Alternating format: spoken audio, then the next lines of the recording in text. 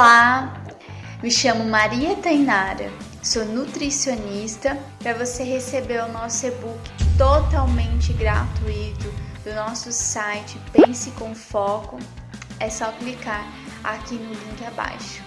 Pessoal, então para a nossa receita do bolinho de mandioca assado recheado com carne, nós iremos utilizar para a massa 1 xícara de mandioca cozida. Então ela está bem amarelinha, como estão vendo, porque eu coloquei um pouco de açafrão na água para o cozimento. Então 1 xícara de mandioca cozida e amassada, 1 ovo, meia xícara de farinha de trigo. Aqui eu estou utilizando a farinha de trigo integral, por conta que ela tem mais fibras e mais nutrientes. 2 colheres de sopa de queijo. Aqui eu estou utilizando o parmesão, você pode utilizar o que você tiver na sua casa, 1 colher de sopa de azeite e 1 pitada de sal. Para o recheio, iremos utilizar 200 gramas de carne moída, 4 colheres de sopa de água, 1 dente de alho, 1 cebola pequena picada e 2 colheres de sopa de molho de tomate. Então eu vou fazer o molho de tomate caseiro, utilizando o tomatinho e o colorau.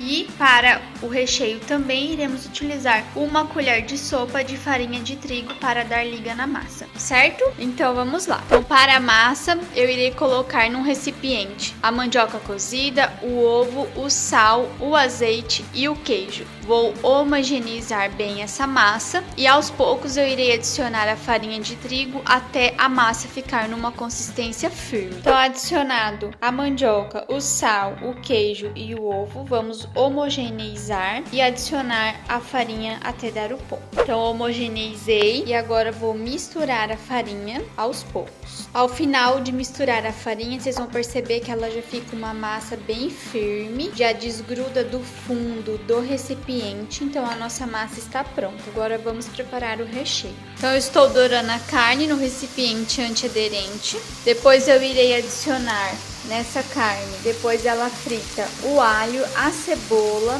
o molho de tomate e o sal. Vou regar com água e deixar cozinhar por 10 minutos. Depois polvilhar a farinha de trigo até dar uma liga, deixar esfriar e montar as bolinhas. Adicionado então esses ingredientes, agora eu vou deixar cozinhar por 10 minutos e ao final a gente polvilha a farinha de trigo. Olha que bonito que tá ficando. E o cheiro está maravilhoso.